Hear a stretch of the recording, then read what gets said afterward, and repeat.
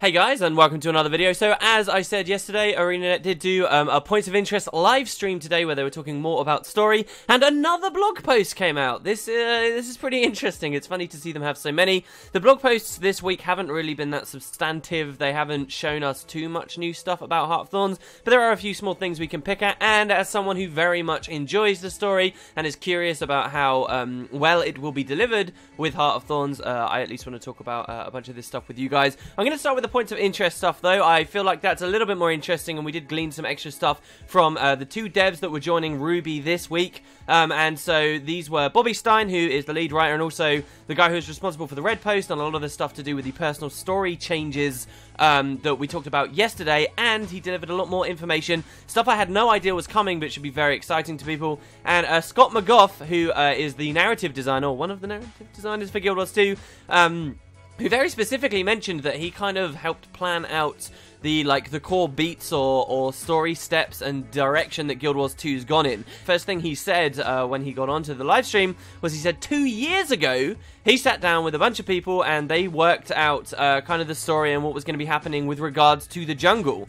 So that's fascinating to me. 2 years ago they originally had this idea that this is where they wanted the story to go in. Maybe the idea of an expansion wasn't always solid for them, but at least in terms of the plot, they've always had an idea that this is where they wanted it to go, and that's really cool to me, even though it felt like maybe they didn't have that rigid idea when Living World Season 1 first began. The live stream was bookended by Zhaitan, who gave us an intro saying, "Welcome to Points of Interest," and funnily enough, I don't know how many of you guys stay after the PvP segment ends, the PvP 101 at the end, but he actually had a little outro quip as well where he said that ended well, which of course is a bit of a joke on the fact one of his most reused lines of dialogue in the entire game that annoyed people about Zhaitan was him saying this won't end well every single time you went to encounter some enemies.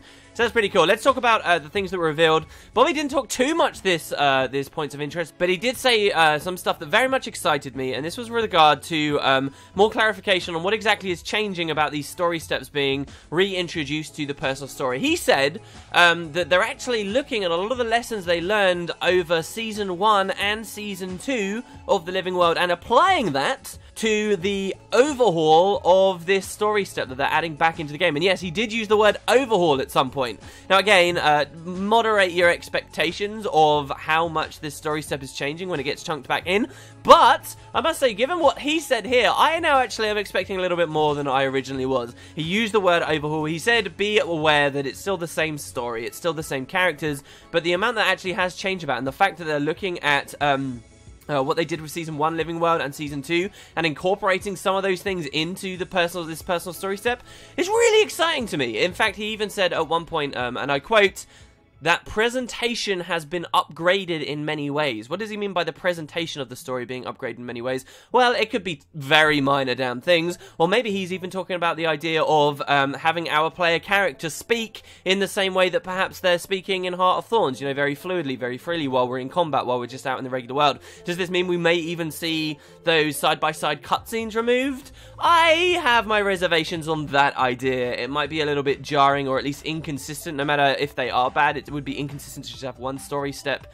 with them removed while the others not. But this is cool. You know, they did express reservations as a company in general at the idea of overhauling old stuff and going back to old stuff, but at least they are looking here and going that extra mile instead of reintroducing something that was kind of broken before and just bringing it up to par. So that's very cool. One of the other very exciting things he talked about was that when this update goes in, changing the personal story, it's not just going to change this little section of the personal story here. There will be other things. Most importantly, the bizarre timeline issue we currently have with the personal story, like around areas like Lion's Arch, is being resolved. This is huge! So, for those that don't know what's going on here, when Guild Wars 2 launched, we obviously just had regular Lion's Arch, and it was a beautiful, bustling city, and it was awesome. And so when you played the personal story, and you met Keith and Air and Logan and so forth, and they all met up around that lion statue, it all looked fine, and it all looked normal. You know, you had a nice, lush city, and there were a bunch of people meeting up, and they didn't talk about the fact that the city was different, because this was just Lion's Arch. And then, say you were in the Order of Whispers, when you were being initiated to the Order of Whispers, and you first met Tybalt, and he was standing there selling apples, this also looked fine. He was surrounded by many NPCs in a bustling city. However, when Season 1 of The Living World ended, or just before it ended even, they destroyed the city, and Lion's Arch was thrown into a state of disrepair. And so ever since that time, because they don't want to have two, or I guess this is the reason why, they didn't want to have two full different versions of Lion's Arch loaded into people's clients at any one time, because of this, now when you played the personal story after Lion's Arch was destroyed, it would be a ruin and no one would bat an eye at it. You would go and meet Aaron, Logan and Zodja, and they're standing next to the destroyed lion statue, perhaps even while the events were going on, in the flaming ruins with the Breachmaker looming overhead and Scarlet in the middle of her attack. No one would mention anything. The most ridiculous one for me is this Tybalt thing with the Order of Whispers. You'd go there and he'd be saying, I'm selling apples here, get your apples, and it's just a wasteland around him with no one there and ruins. It was ridiculous, and it's been like this for a long time. Well, now they are resolving this. So, when this patch comes out, you will once again be able to experience that old, pre-destroyed Lion's Arch as it correctly should be in the timeline when you replay the personal story. This is really cool. This is cool just, A, for it making sense for new players coming in when Heart of Thorns releases. They're actually going to have this cohesive personal story experience. You know, these two major issues, the reshuffling of the stuff, the removal of some of the late game story steps, and this issue they've had where if you're in, say, Timberline Falls, there's an issue as well, where you've got all the Morgem stuff have destroyed the fort, and you're just walking around there talking about the fight against Zhaitan, not appreciating the fact there are friggin' Morgem vines everywhere. These two issues have been huge, and both of them are being resolved at once. That's one reason it's exciting, but also it's exciting to me because, it means that there is actually some small glimpse now for us as veteran players to once again go back and have a look at that old Lion's Arch. Even if it is in personal story instances where we're restricted, this gives the personal story that extra little bit of fun and flavour to it, because it's allowing us, like with Claw Islands, to go to somewhere pretty much totally exclusive now. And we can get a real blast from the past, even if it's not fully explorable. And maybe that's incentive then to keep playing the personal story and then see the other orders and get all those little, because there's a lot of instances in Lion's Arch, get all of those and really enjoy yourself. So that's very cool. I did want to add, now Bobby didn't talk about this, but I think I know why this patch is coming in now. Think about why this was initially an issue. It's because that's a lot of files. That's a lot of things that people have to have on their clients, and they probably thought, hey, look, this is going to bloat people's clients up. This is a lot of stuff for people to download when they install the game that really they're going to get very, very little use out of. So let's just leave it. Let's try and keep things streamlined, and this is probably the best of both worlds. In their opinion, the best of both worlds was not to have all of these basically unused files and an entire map that people would download and only see brief glimpses of. Instead, they decided, hey, this weird continuity timeline blending thing was better. Well, now they've changed this. Why have they gone back on that? I believe it's because the streaming client is in beta. The streaming client is proved to be working. So, again, if you're out of the loop with this, this is the new capacity for Guild Wars 2. You can add a command line argument at the moment if you want to activate this early and test it out to play the game without having the full client downloaded. That whole thing with the loading screen art where it was a bit smaller, it's because there would have been a download progress bar appearing there on your loading screens telling you, hey, you're playing the game, you haven't quite downloaded all of Snowden Drifts just yet, though, so do you want to wait in this loading screen for it to fully download, or do you want to go play other stuff while we download in the background? This is a really good feature because it allows ArenaNet to have quite a big Guild Wars 2 DAT, right? Quite a big game, and yet new people coming in, people newly installing, don't have to download enormous amounts of stuff before they can even get their foot in the door. You know, this is what they were scared of. They were scared of bloating the client, and now that's not such a big deal. It's going to be a bigger deal for our hard drives, but, you know, I personally, at least, don't really care too much about that. So that's why I think this is coming in now. Again, it wasn't said by any devs, but I do believe it's probably because of the streaming client, and we will be able to explore old Lion's Arch once again, and in many other situations, as the living world continues to change the face of Tyria, we will we'll get to see both versions, and that's cool. That also frees them up when they're designing living world stuff to keep making big changes, right? Right now, they've probably had to been on their tiptoes with making any change because there's personal story instances littered all around the world, and they don't want to overlap too much. Well, now they can be a little bit more cavalier about it, or so I would guess.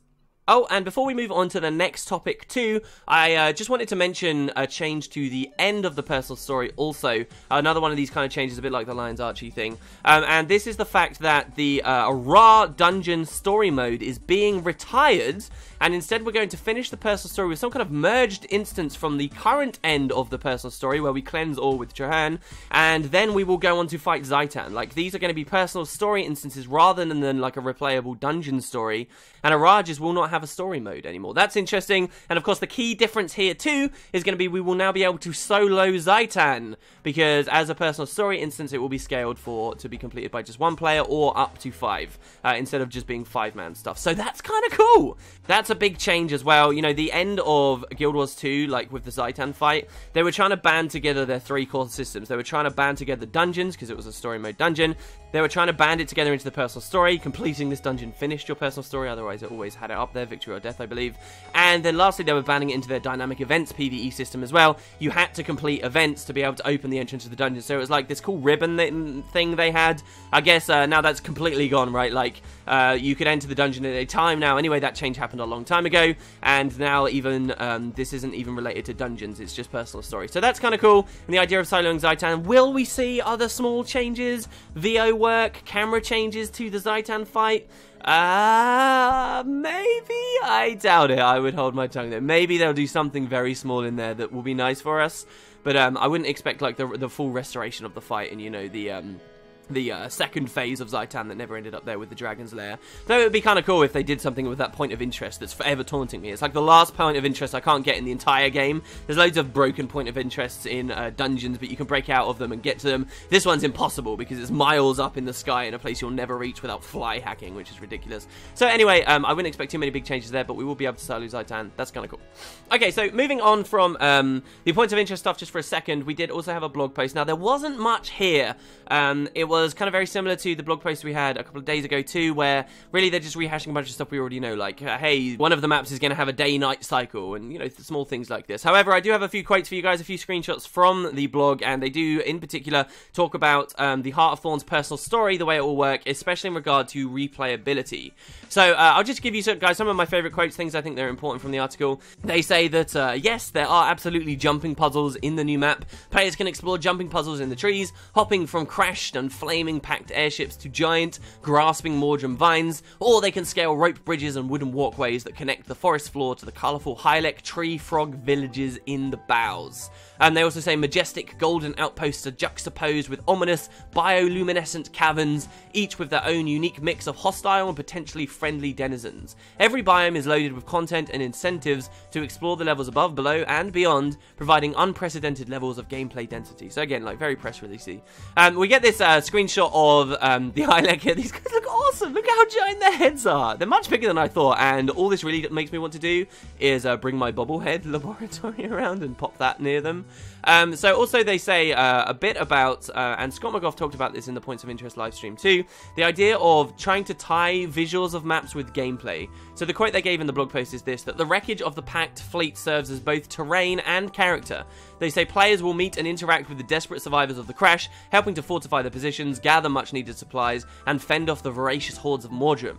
And then they go on to talk about the next map and the idea of the day-night cycle here. I've been playing a lot of Don't Starve recently, which is a survival game where night falls and it gets very, very dangerous. I'm on a real kick for this kind of gameplay at the moment, so this quote was really cool to me. They say that the Brinks meta feature is the increased importance of the day-night cycle, which has, so far in Guild Wars 2, had barely any relevance on anything. A couple of events here and there, you know, like the Graveyard event in Queensdale, and visually as well, it's been appalling. It's just been a slight darker blue tint over your screen, and then a slight change of the skybox. Ooh, really, really awesome, right? Well, so they say an increased importance of the day-night cycle in this map. Things are tough enough while the sun's up, they say, but once it sets, the Mordrum redouble their efforts and the landscape becomes even more dangerous. Natural predators like the fire-breathing Wyvern give way to the more monstrous and deadly toxic-spewing Mordrum variety. Players have to make the most of their daylight activities to prepare for the coming darkness, because once the night falls, straight-up survival becomes the primary goal. Really excited about their description there. Whether Outposts and the new systems they're implementing with Heart of Thorns into Guild Wars 2, just as a game,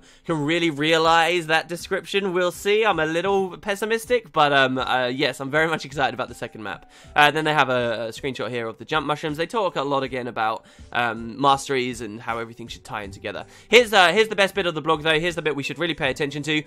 They talk about replayability, and the important thing to take away here is the Heart of Thorns personal story story is going to be replayable just as the Living World personal story is. Essentially what they're doing is they're taking the Living World Season 2 format and copying it over for the Heart of Thorns personal story. So, original personal story we couldn't replay because there were these big branches. Now we will be able to replay it, and they specifically say too, when you replay Heart of Thorns personal story, you will be able to make, see like the other side of the coin. So, as an example, you would go into a personal story step the first time you're doing your Heart of Thorns personal story, and you would get an option. Do you trust this Sylvari or do you want to kill them? Alright, and so you're going to pick your choice, and then right there in that same instance, that choice will then be realized. Unlike in the personal story at launch, where you'd pick a choice and then that sort of ends that step of the story, and then it goes into a totally different instance for what you chose. In Heart of Thorns, the choice you make will be realized right then and there in the same instance. Then once you're done with that, if you want, you can go back and replay that personal story step you just did, and now you can see the other side of the coin. You can choose the other option, and because it's in the same instance, they can actually do this. Then you can go down that other path and see what happens. So this is actually pretty major. It does mean that any choice we make in Heart of Thorns is going to be quite immediate. It's not going to be like, we'll make a choice early on in the story to save someone's life, and then at the very end of the game, we have like a totally different branch. It's pretty much the same story every time. It's just how do you want to get through each instance. You have a different decision. I'm not sure how excited I am by this. On the one hand, I'm very scared that I'll stop caring about any of the choices because, hey, they're so small and immediate anyway. But on the other hand, I do like the fact everyone's pretty much going to go through the same very rigid narrative, and then that narrative itself can be really strong. What's our incentive for replaying stuff? They do say, again, because they're basically copying the Living World Season 2 format, there's going to be hard mode achievements, supposedly, we'll be able to play here in Heart of Thorns for the personal story steps. They're calling them hard mode achievements. As we all know from Season 2 of Living World, they're not really hard. They're just achievements, right? They're just challenges. Can't we just call them challenges? They're optional things we can achievements we can go back for in the steps. Will they then become hard with Heart of Thorns? I'm not entirely sure, but this is a way replayability will work for this. You can see any branch on the same character. There's no need to re-roll anymore, and it's kind of all going to be just sort of instant based and much more immediate. The last thing that they really talked about in the blog post was this quote here. They said, "We consciously broke one of the game's main cardinal storytelling rules and allowed key characters to exist both in story instances and in the open world." So think of like Queen Jenna. You will never find Queen Jenna doing a random dynamic event out in the world or hosting a meta event. You won't find it because she's a key character, right? And because I guess they wanted the option to have these key characters die, keeping them in instances is good because then when they die, they can just remove them from the instance and then there's no like weird crossover. This is actually something we saw in Guild Wars 1 as well. Like Prince Rurik, you would never find in outposts, you would only find him in story missions because this was a character that would eventually die. Anyway, so this is one of their main rules. They're actually breaking it now. So the reason they say that they're doing this is so that characters that only have minor roles in the story, like Lord Farron, for example, we've seen Farron's fly a waypoint. Characters like this, now they can have their minor bit in the main story, but then they also can exist out in the open world. Here's the quote: "These characters who are not involved in the main story arc can still evolve and change as players progress through the expansion's open world content." And so we sort of already saw this, but it's nice to hear them say it, and I guess this is the reveal that Farron, at least, probably, given that that waypoint exists, like Lorantha of the Wild, is not like a main story arc character, but we will still get to experience a lot of him out there in the open world. The blog post finally talked a bit more about main characters being able to speak again, just as they talked about in points of interest, and I don't know, the way they explained this was really cool. They say specifically, players can participate in verbal exchanges with friendly NPCs, they can hurl threats and challenges at enemies, and bark mission-specific orders to comrades. They can have these exchanges while in motion or in combat. As we've seen, this stuff feels amazing to play, guys. Best of all, we are also now able to give each race their own distinct lines, so that the non-Sylvari, Asura, Human, and Char characters can speak like actual members of the unique cultures and societies from which they hail. Scott McGough elaborated a little bit more on this on Points of Interest. He was talking about how we are a commander, we basically outrank everyone, it's going to feel that way, and he elaborated a little more on this Sylvari idea, saying that things will be different for the Sylvari, and in particular, like, if you play through this as a Sylvari, you will encounter characters that just don't trust you. You know, if I'm there on my Asura, they'll trust me, and they'll be cool. If I go there on the Sylvari, you will experience, like, these changes, okay? And again, I don't think they're going to be major things, I don't think you're going to get a different plot for being a Sylvari, but I do think the way that people view you will be an interesting perspective, and especially since our characters can converse back so freely now, this is going to be really, really cool to see. I just wanted to finish up the video with one final thing that Scott was talking about, and this is on the idea of the nature of the Elder Dragons. I am one of these people that has always been a bit upset that ArenaNet described the Elder Dragons a long time ago as just being forces of nature like hurricanes and earthquakes, and like the idea was that there was no depth there somehow. And I think some people, myself included, can get really hung up on this idea. Well, they elaborated on a little bit more here, and they say you can take that description, but it's more of a thumbnail description. It's not the whole story of the Elder Dragons. And so Scott was particularly talking about how with Zhaitan, you know, when you hit him, you could hear frustration come from him, okay? And he clearly had some kind of dynamic, and there was some back and forth between him and his minions, okay? So the idea is, these dragons are sentient. There is more depth to them, and they are not these boring kind of, oh, it's just a force of nature that we don't have to care too much about. He did say specifically, we never saw a monologue with Zhaitan, and that it's very likely we won't see like a monologue from Morgemoth, like we won't hear huge, long, sweeping conversations from these things, but they are intelligent, they are sentient, and that's kind of cool, and hopefully his appreciation of that and his bringing up of that means they've been thinking about that when they've been writing the story for the expansion itself, and we'll see Morgemoth be very compelling rather than just, you know, this force that's sending stuff out across the world. So yeah, that was cool to me. That's pretty much all that was said for today, guys. Some really nice tidbits there. Most importantly for me, I've got to say, is the stuff Bobby was talking about and the restoration of Old Lion's Arch and stuff. This is really cool. I will probably play through it and show you guys those changes when they do drop. Anyway, I hope you guys have a great day. This ended up a bit of a long video, but hope you're enjoying, and I guess I'll see you guys tomorrow. Have a good one, everyone.